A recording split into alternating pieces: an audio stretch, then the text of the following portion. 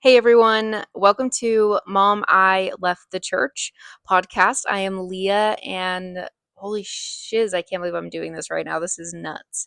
Um, I'm also known as That One Exmo on Instagram and TikTok. And so I started there just this January of this year. I went on to talk about why I got kicked off of my Mormon mission because I wasn't allowed to tell anybody why, even my siblings and of course, my church friends and my other friends. So this was a very crazy thing for me to do because this was 10 years ago. Anyways, big uproar in my family. No longer talk to them because of this. So here we go. I am doing a podcast and it's crazy. But thank you for being here and thank you for watching. I'm just going to go ahead and jump right into today's topic. So, we're going to talk about callings, expectations, how the church promotes families can be together forever, but yet they expect you to put them first in everything. Um, this is a story from one of my followers. She asked to be anonymous.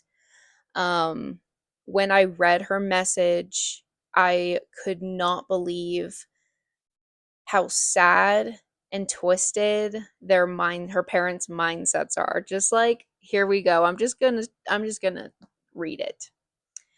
My mom was diagnosed with breast cancer last week. She needs surgery and they were able to schedule her this week. But my parents postponed it to next week because my dad is going on a pioneer trek this week. Pioneer trek is when members of the Mormon Church reenact what the pioneers' experience was on the trail coming here to Utah. So she says he is the stake president, her dad, and is giving a little devotional during Trek. The realization that he chose the church over my mom getting surgery for breast cancer makes me furious, confused, and so sad. I know my parents feel so important because he's the stake president, but I'm certain it would have been acceptable to say, hey, my wife just got diagnosed with breast cancer and needs surgery this week, so I won't be able to make it to Trek. But instead, they postponed it to her surgery so he could be the important stake president at Trek.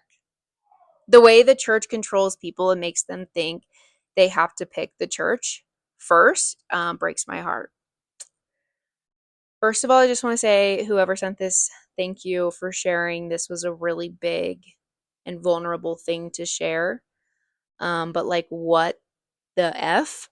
I can't even believe this. When I read it, I was heartbroken.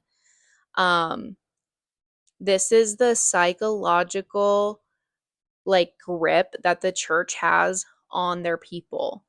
Um, it's not just the husband's fault, it's also the wife. She's also part of this decision.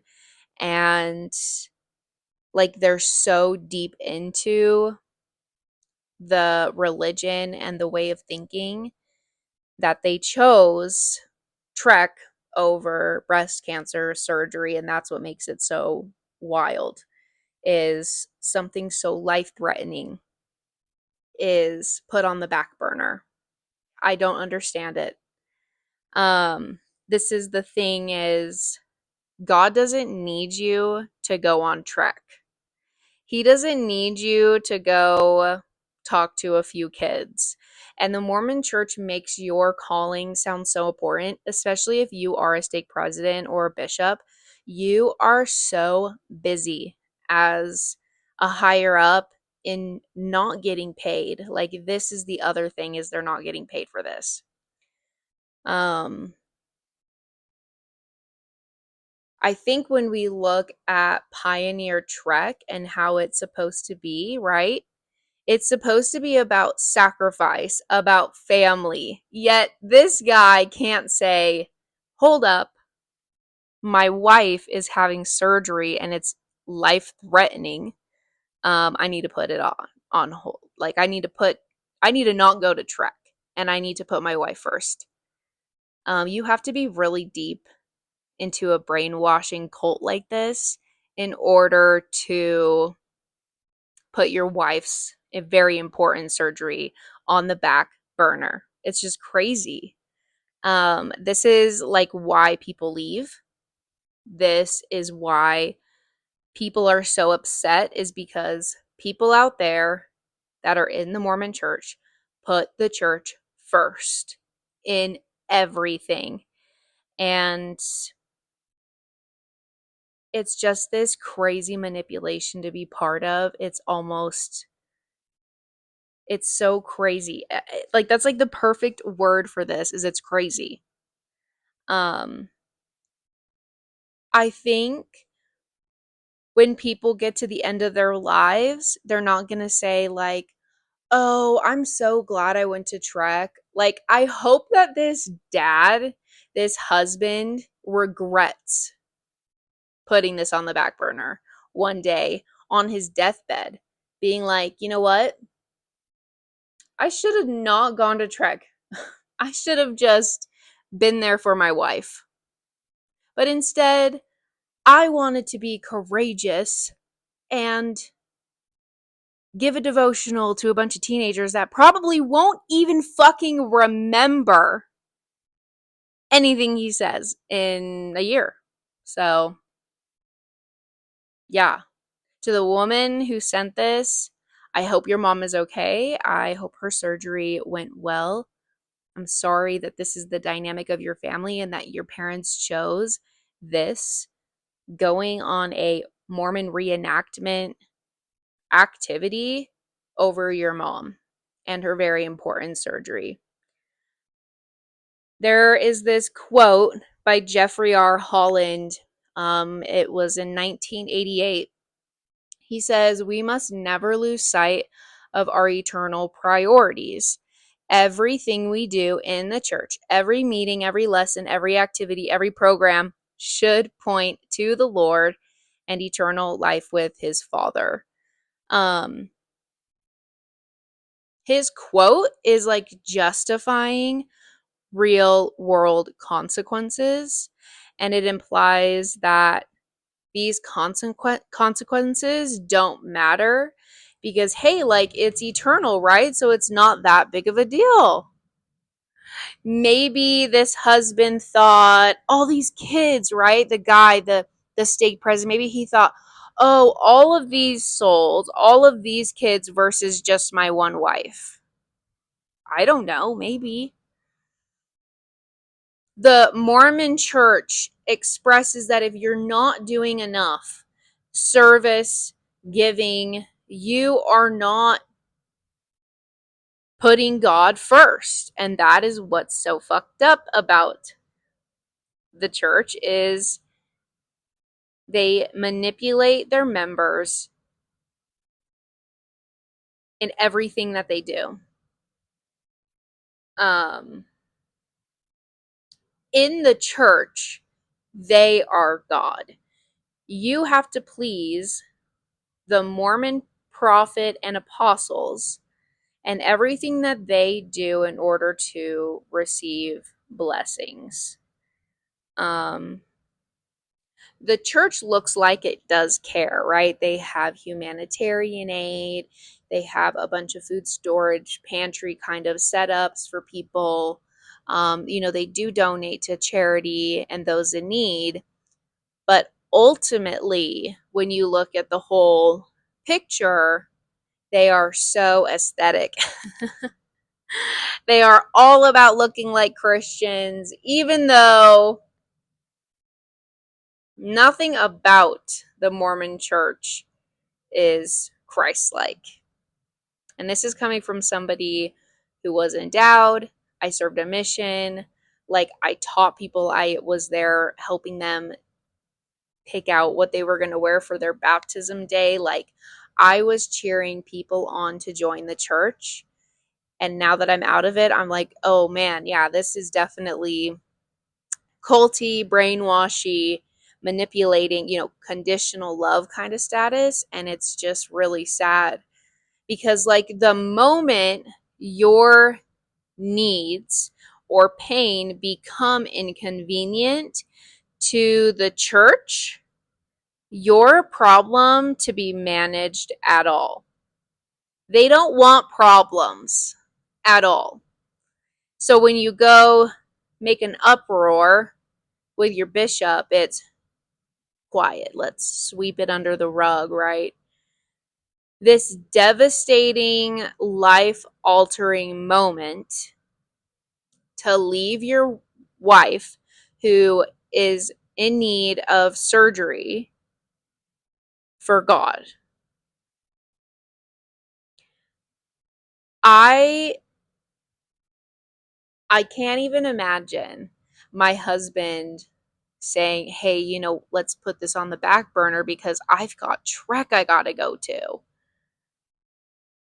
This is so, it's not love, like it's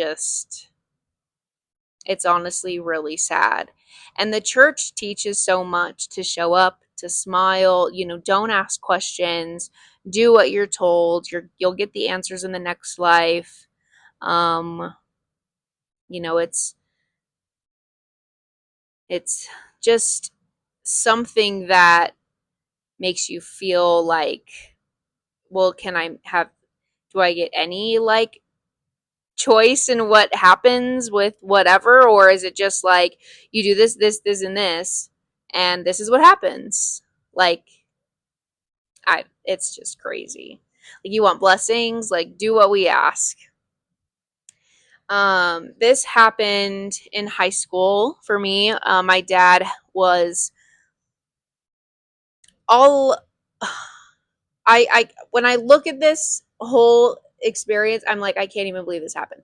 My dad had knee surgery, and I remember my mom calling and asking the home teachers to come over and give him a blessing um, before his surgery, which is pretty typical in the Mormon church to have a blessing done. And they never showed up. My dad missed, he was a primary teacher, and my dad missed a few Sundays just to recover. And I felt like my dad wasn't important at all. Like, nobody came over and helped out, or like asked if my mom needed any help, or hey, do you need the lawn mowed? Like, there was just no volunteering. And I'm not saying that I'm not saying that every Mormon is like this, but I am saying that the experiences that people have really makes an impact on their life when it comes to stuff like this with a religion. Because I really was like, what? Like, come help my dad. Like, you're all about service and love.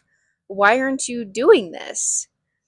So that was a really big defining moment in my upbringing, was realizing that, hey, like, people don't do what they're supposed to do in my church. Like, they aren't being Christ-like.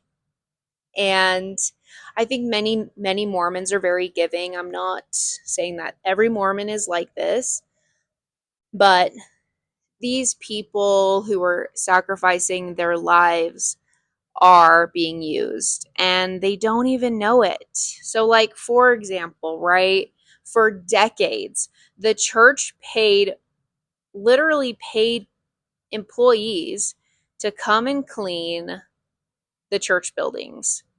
And in 2000, they stopped doing that.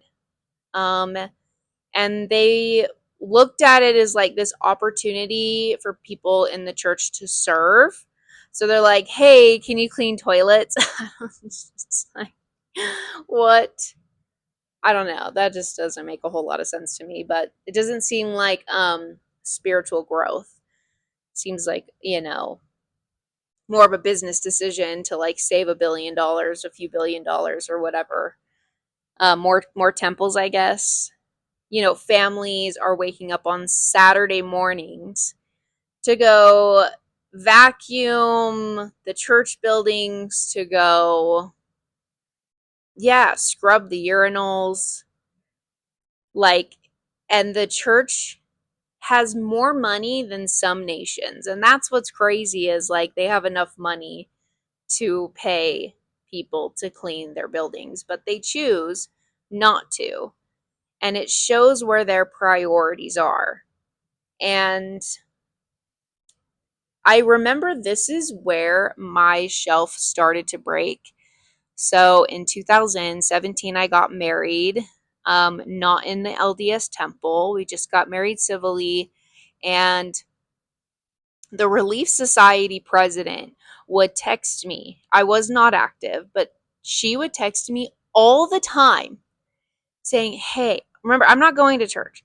Hey, can you come help clean the church building? I'm like, why would I even want to clean the church building? I don't go to your church anymore. She would text me constantly. It got to a point where I had to be like, listen, lady, if you keep doing this, I'm going to have to press charges because I've asked you to stop. Finally, she stopped. And then I took my names off the record, and then people stopped bothering me. I feel also, there's not this checklist that is in heaven of, oh, you gave a talk at Trek. Here's a check mark for you.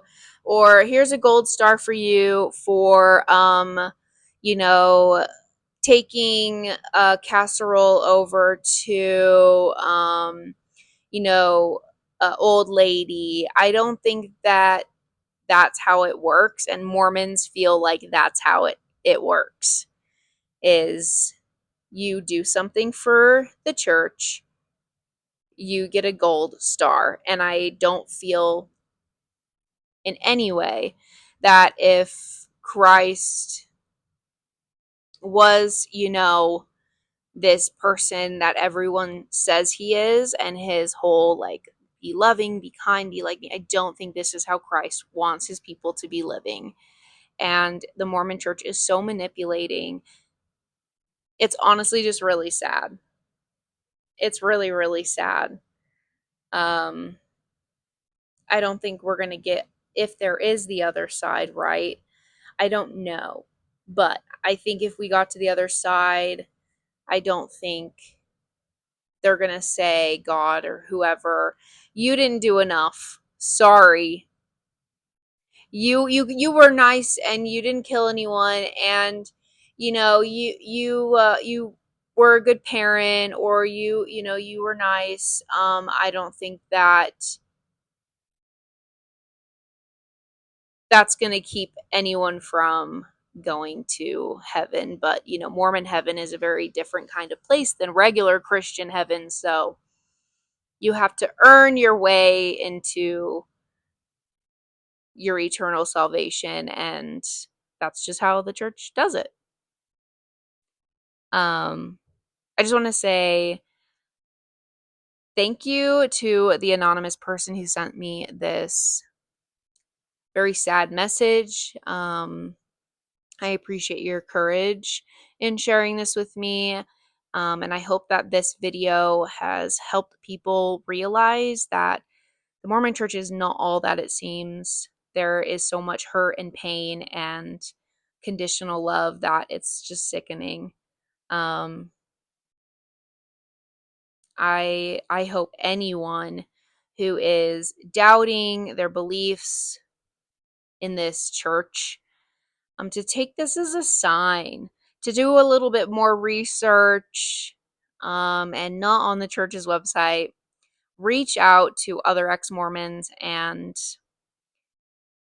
don't hesitate to be part of that community, because it is a really welcoming community. There are so many ex-Mormons out there who can't get out what they want to say because of family disowning them or work stuff and all of that. I mean, it can be really scary sharing your religious beliefs online. So that's why I'm here, is to be that voice for people and to also express my take on growing up Mormon. So, I mean, the church is all about looking good, and they are terrible at it. If you've ever seen TikTok, Mormon TikTok videos, they are the worst. So, I'm going to leave on this note, but thanks again, and until next time.